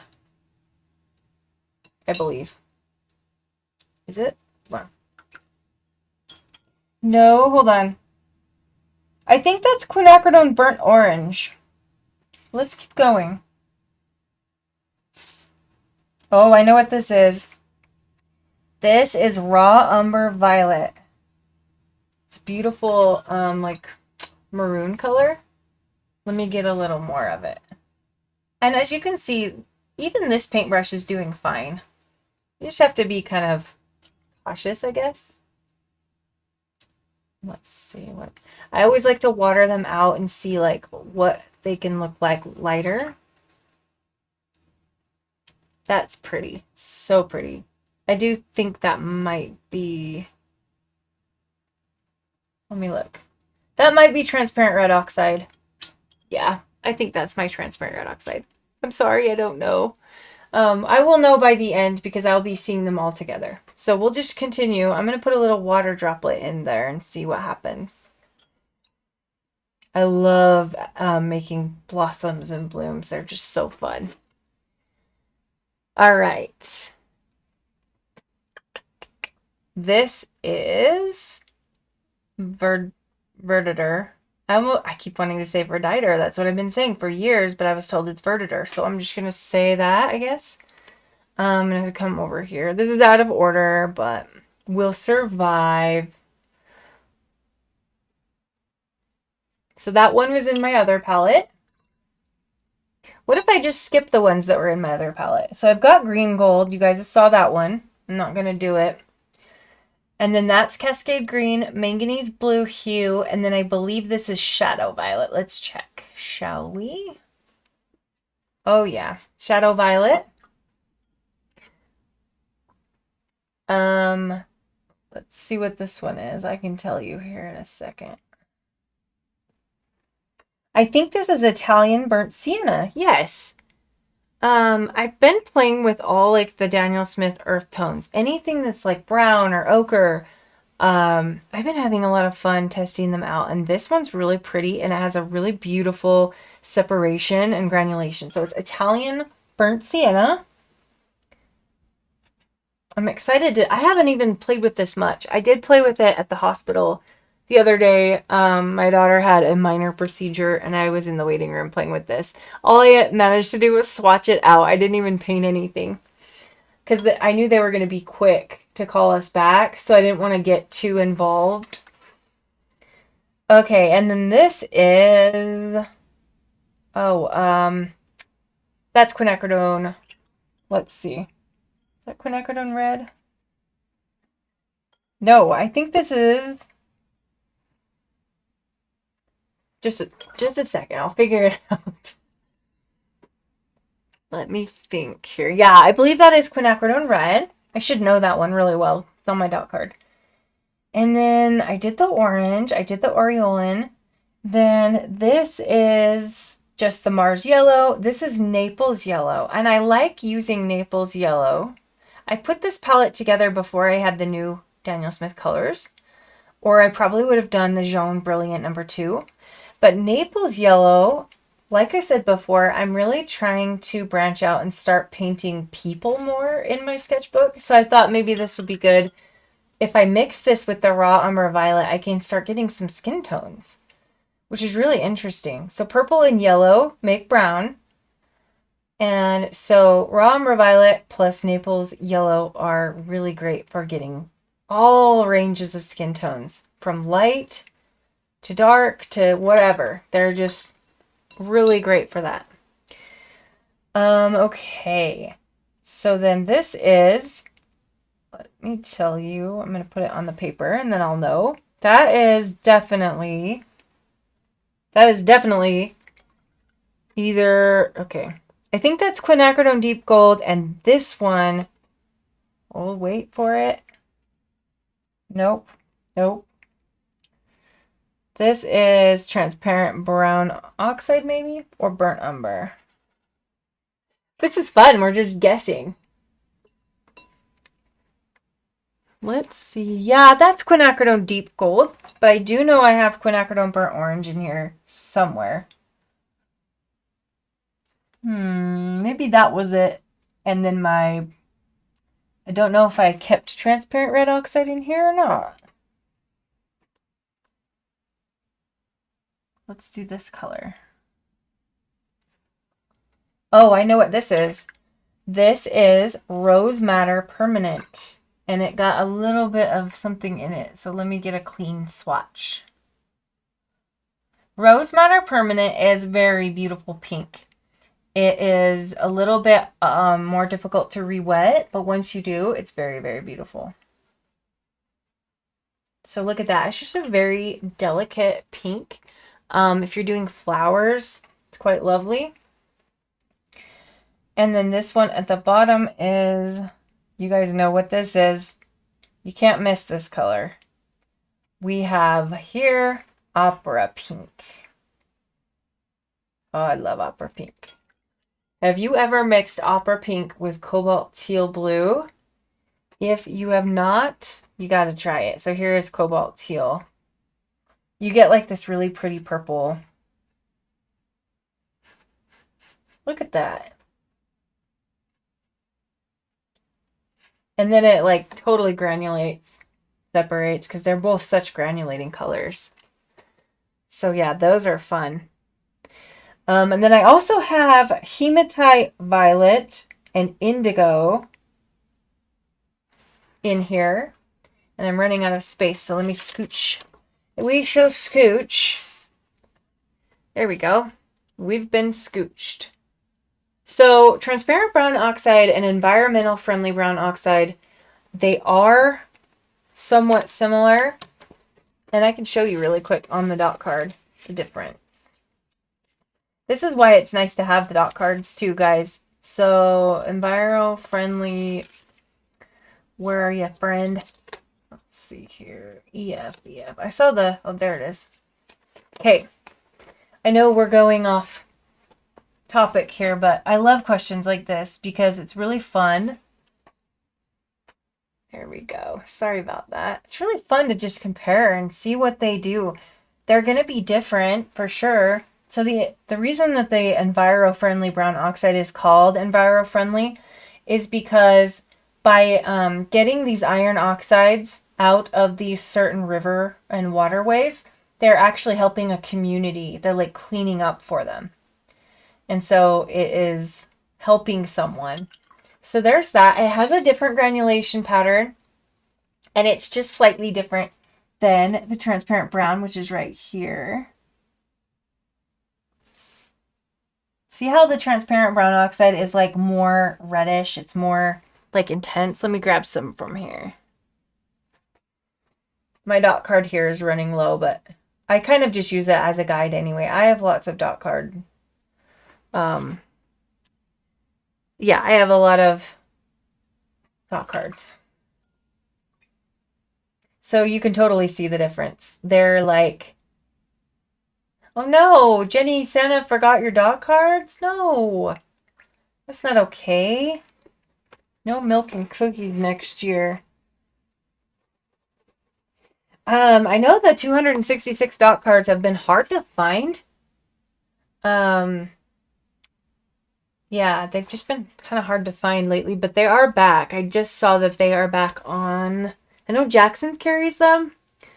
I think Blick carries them, and then sometimes Amazon carries them. You know how it goes. So yeah, so that's just like, that's, hopefully that's helpful. And you can see like they're different in color, but they're also different in granulation pattern. Both beautiful, but yeah, if you want like a warmer, more reddish brown, then you're going to want the transparent brown oxide. Okay. Meanwhile, back at the ranch, I've got a color I added that I'm not sure about. Everyone loves it so much, and I'm just kind of like on the fence. Let's see. Is it this one? Yes, I think so. So Hematite Violet. I don't know why I'm so like torn about it.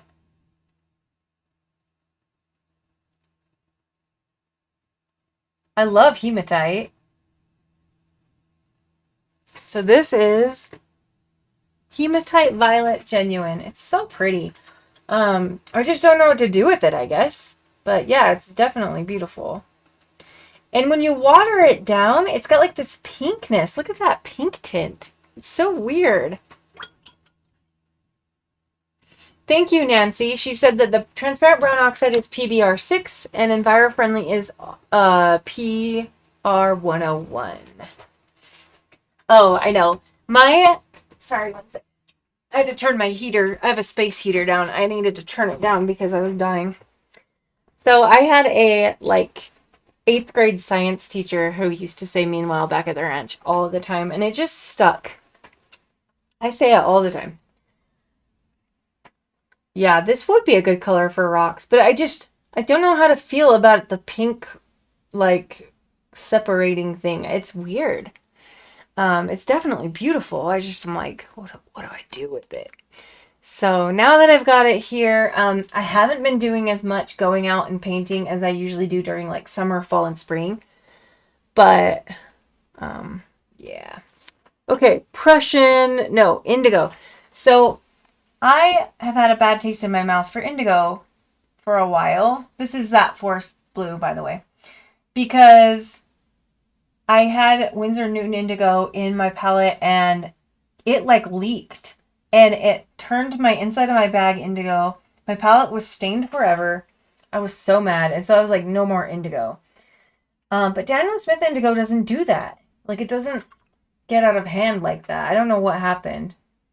Anyway, sorry, my head is blocking it. This is my mixture. This is the forest blue. And now that I've got my sketchbook here, I can tell you what's in it.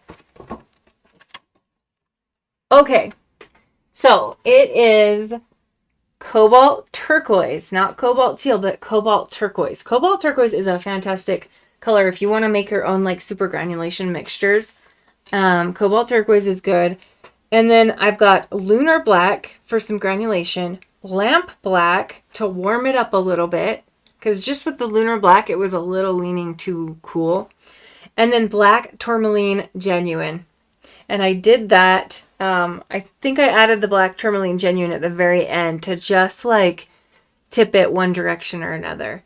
So it doesn't have a ton of it, but I made like a whole pot of this color so that anytime I need more of it, I can just pour it into a pan. So it's still liquid in a little pot right now.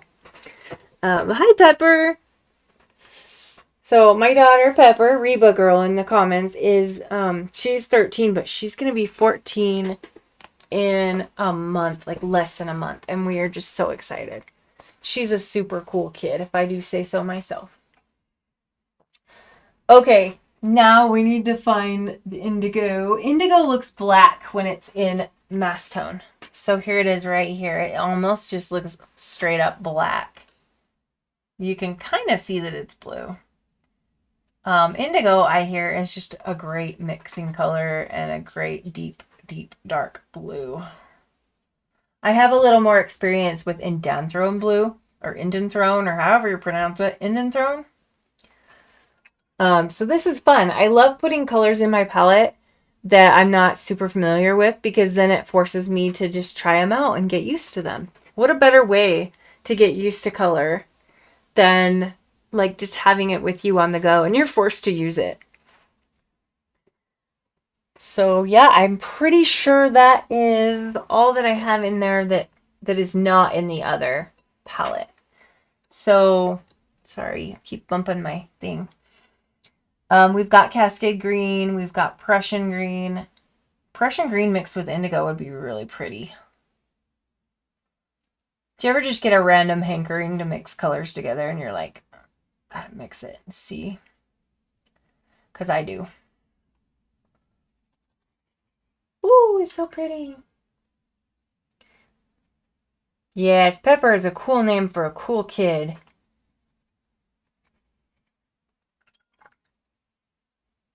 Pepper has a lot of challenges in her life. She has cerebral palsy, and so she lives life a little differently than other kids her age, but she does it with such grace. And she's wise beyond her years. And she's just super cool. So I'm honored to be her mom. And she wants to be my moderator. So she's always in the chat helping me out. I super appreciate it. All day, every day with the mixing. Heck yes. So that was indigo and Prussian green. So that's cool. And this one has such a tiny mixing space. So my goal with these colors was that I wouldn't have a lot of mixing space. So I needed to make sure to have all the colors that I needed. Originally, I just had like the bigger pans. But then I was like, well, there's like nothing for mixing space. So I need to make sure I can have all the colors. Especially like earth tones. That's a big deal for me. So let's see if we can mix something fun here. I want to mix Opera Pink and Naples. I can already feel it. I can already feel it. Oh my gosh. Oh my gosh. Guys, what have I done? This is so pretty. Oh.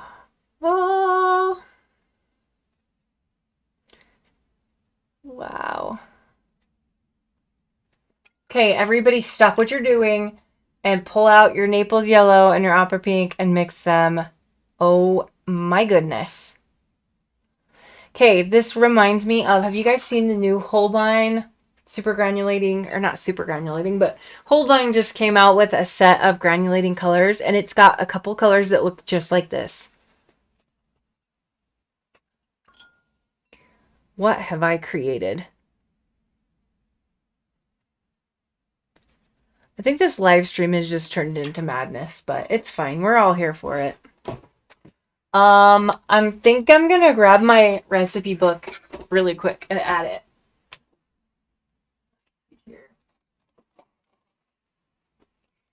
So this is another one of my homemade sketchbooks. It's one of my first. It's kind of weird and chunky, but I flippin' love it. And this recipe book is my first recipe book, and I'm about to start another. I just finished this, and I have another one. This is also a homemade sketchbook. And it started out as my granulation sketchbook. I started it in 2024 and just finished it. I don't know if I dated these. I just finished it around the new year.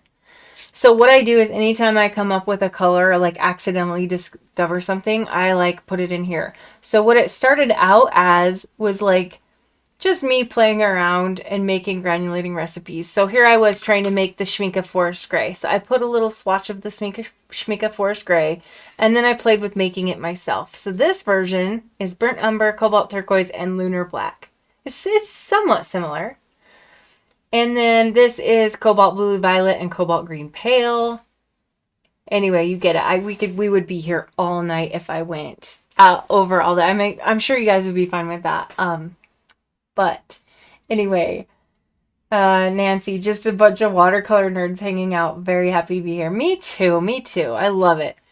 This is Cobalt Violet and Burnt Tiger's Eye Genuine. I love like earthy pinks.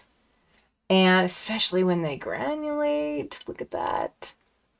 Then this one is Cobalt Turquoise and Cobalt Violet. The cobalts are like insane if you want to make granulation. Oh my gosh. Here's another one. Cobalt Blue, Lunar Black, and Chrome Titanate Yellow. Like what? And then it just gets better If it has a P on it, that means it's got Primatech in it. This one's beautiful. Lunar Violet and Opera Pink. What? And then here's another kind of earthy pink. Lunar Earth and Shell Pink. So that is, Shell Pink is Holbein. So if you want to get this, Lunar, with Daniel Smith colors, do Lunar Earth and the Jaune Brilliant number 2. No, the Coral Reef. Sorry, Coral Reef.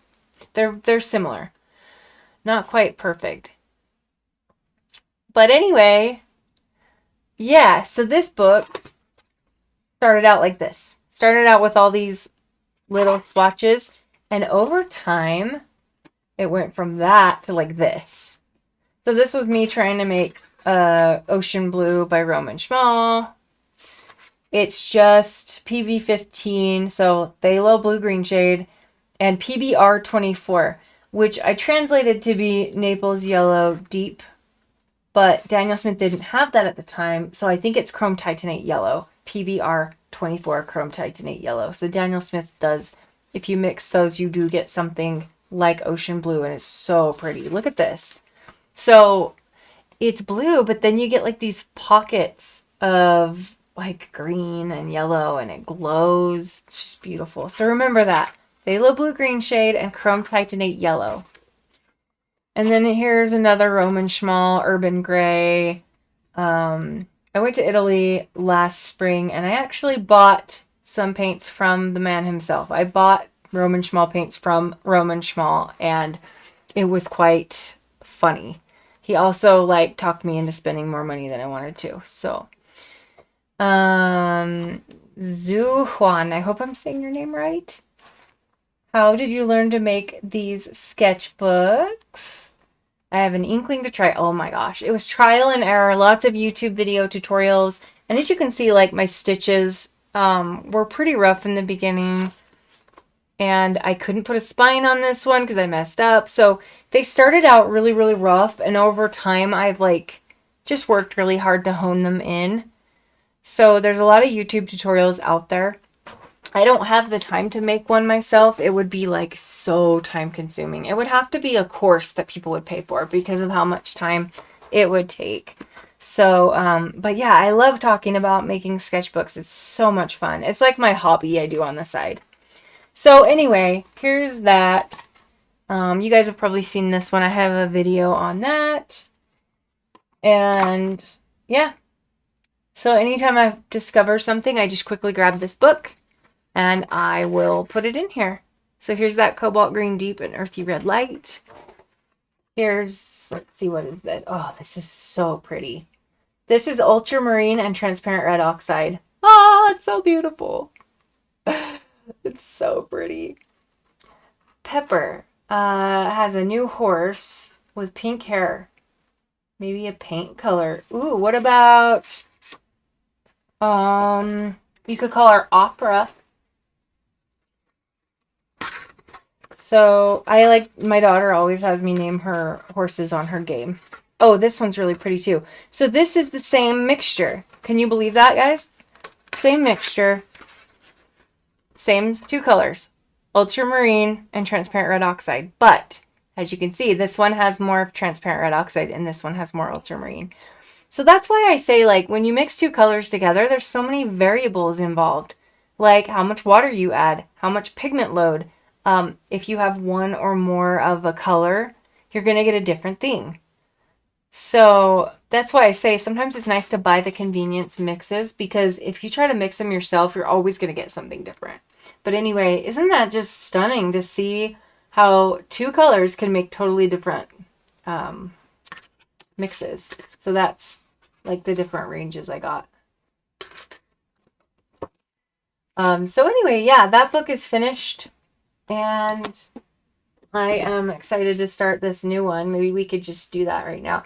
I just got a special edge cutter so that I can cut nice edges. But I cut this after the fact. I had already made this book when I did it, when I got my edge cutter. So my new sketchbooks I'm making are going to have deckled edge. And like deckled edge on the end, and then nicely beautiful cut edges on the top and bottom.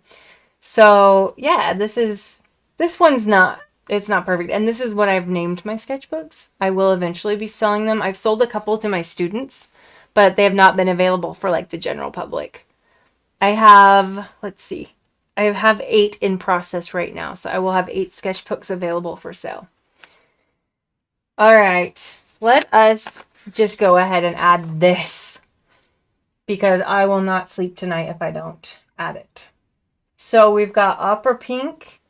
I'm using like the tiniest pan of, I probably should get out my big paints, but oh well. I just want to do this. I don't want to sit and mess around. Yes, deckled edge. So I buy my paper in big sheets of 22 by 30 imperial sheets, and I work really hard to make sure to maintain the deckled edge for the edges, but then any edges that I need to cut, I will tear. So some of them are real deckled edges and some are hand torn deckled edges. And they're very comparable to like the Etcher Perfect sketchbooks, the limited edition ones. They're like $75 sketchbooks. I can make mine for 25 bucks. But I can't sell them for 25 because of all the time I put in. So all right, so there's our opera. So what I want to do is put it down, and then we'll grab some of the Naples. Oh my gosh, did you see that, guys? Oh my gosh. Oh my gosh. Okay, here we go. Look at that. Did you know that Naples yellow would do that? I did not.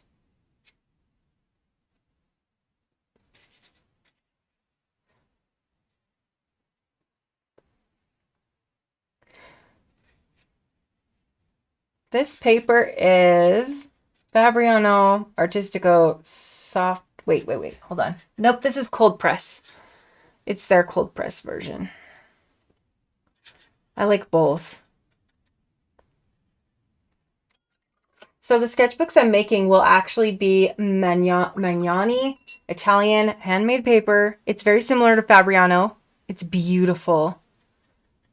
And it has the most beautiful cold press texture, and it's just delicious paper. I love it. Not that you should eat it.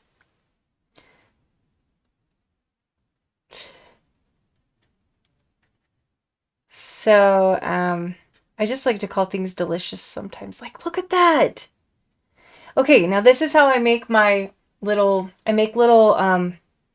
swatches down below. So I start with like one color. See? And then I'll slowly start adding a little bit of the other color as I go. So we'll add a little bit, and we'll add a little bit. That was probably too much. And it's really fun practice to try to go slow and just add a little bit of the other color at a time. See that? It's just a really good way to learn how to mix slowly. Maybe I can fit one there.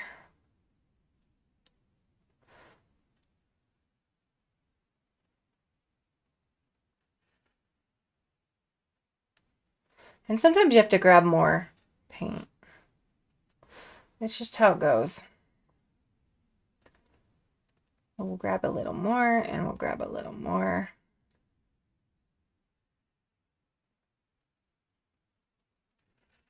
Look at the granulation. Oh my.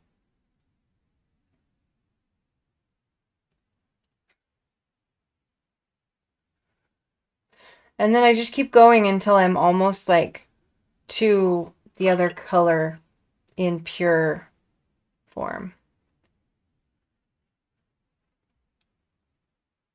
Jenny said, I'd love an Ashley sketchbook. Heck yeah.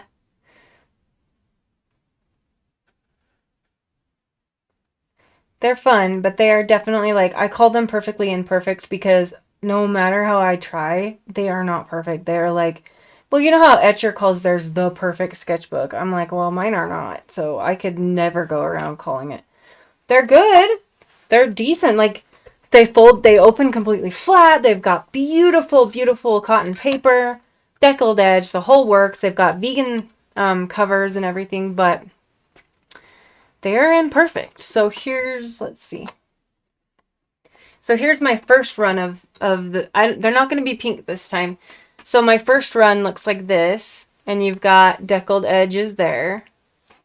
And this one's done almost. And then my second run, they're just, see how like this is dented in? I figured out how to remedy that now so that it'll be smooth. And then the new vegan leather that I bought is completely smooth. It doesn't have like the skin looking texture.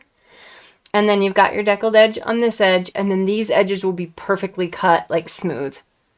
And then they do have like, they're getting better. They almost look professional, almost. And then they've got the elastic. And the only thing I need to do is add pockets in the back. And then on this one, I accidentally cut it. So anyway, I'm getting there. I'm getting there, but it's, like I said, it's taking so much time and effort and learning. And I also have learned how to do a stitch where it's every other one rather than all the way. But they fold completely flat. And yeah, so I'll for sure like post Pepper, it's opera. I'll definitely post like on my socials when these are out. I'm just scared that like too many people will want them and I won't have enough. So it'll definitely be like a limited run. So, oh, it's so beautiful. I can't believe this. I'm like shook right now. I need to do live streams more often. That's so pretty. Another thing I like to do is name them. Like if I come up with a new mixture, I think it's fun because I would love to like name paints. That would be my dream job. So, and then I will also make sure to label anytime I make a mixture. I want to remember what it is. And I usually write the date too. So we've got opera. I don't know how to write without putting my arm on the paper. And plus Naples. Yeller. Naples Yeller. And then I'll just put today. I can't believe it's the 15th already. I can't even. Okay. There it is. Opera Rose. That's beautiful. That's a great name for a horse. Nancy, thank you. Thank you. Shooketh Pink. I love it. Shooketh Pink. Ah, it's so pretty. I mean, look at that. It just, yeah. Obviously, it's not going to be light fast because Opera Pink is so fugitive. Usually before they dry, I'll like drop water in, but I didn't do that on this one. So it's fine. It's still beautiful. It's just so pretty. I almost want to like make a pre-mix of this and put it in my palette. Oh, it's so beautiful. Okay. Anyway, what started out as a live stream to talk about my palettes has become like a mixing live stream, and it's totally out of hand, and we're all here for it. So yeah, so anyway, let's see. I think that was it. I think that was all the colors in here that I didn't have in my other one. And here is that Joseph Z's Cool Gray. I just want you to be able to see it, like what it can do. This is such a fun replacement for Payne's Gray. I believe it has 3 pigments. And I can tell you what they are. Hold on one second. So as it dries, you'll start to see some kind of magic. All right, bye, Nancy. Thank you for hanging out with me. Let's see here. Gotta find it. Joseph Z has 3 of them. Josie's warm gray, neutral gray, and cool gray. And can you see that? Like, stunning. Okay. PB36, which is a brown. PV19 violet. I think that's manganese violet, isn't? No. PV19 is a violet. And then PBK6. So my brochure will tell us. Here's the...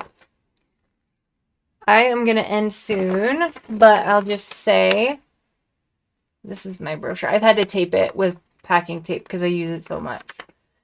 If you guys don't have one of these brochures, you got to get one. If you order one of my dot cards on my website, I'll send you a brochure with it because I did just get a bunch. These are so valuable to have. Okay, Josie's, because even the dot card doesn't tell you the pigment names. You have to have this to know the pigments. PB36 is cerulean blue chromium. PV19 is quinacridone rose. And PBK6 is lamp black. So it does have black in it. So quin pink, cerulean blue chromium. So that's quin pink, cerulean blue chromium, and lamp black gives you this beautiful cool gray. So, all right. Well, here's just a recap of that folio palette from 2 hours ago. So, yeah, Jenny, head over to my website. If you order a 5x7 paper sample for $6, you'll get free shipping, and I'll throw a dot card and a brochure in. So rather than spending $5 on shipping for just the dot card, just get yourself a paper sample for $6 and you'll get more out of it. So I will look forward to that. So yeah. So Zuhuan, I hope I'm saying that right. This is the pocket palette, and then this is, I think you were a little bit late to the party, but this is the folio palette. So these are both by Art Toolkit, and you can kind of see the difference. And I just swatched this one out like that, so you can kind of see what's in there. All right, cool, Jenny. I'll look for your order and I'll get it sent out Monday morning for you. And I'll even throw in a Daniel Smith sticker. All right, I'm going to zoom in. All right, everybody. I am super grateful that you guys hung out with me tonight. It was really fun. And I'm grateful for all of you for being here. Let's see. We've got 14 people watching on YouTube, and I shut down the other ones because we were having streaming issues. So anyway, I hope you guys enjoyed that, and I hope you were inspired and enabled. And I hope you guys have an amazing weekend. And I will catch you on the flippity flop. We'll see ya next time.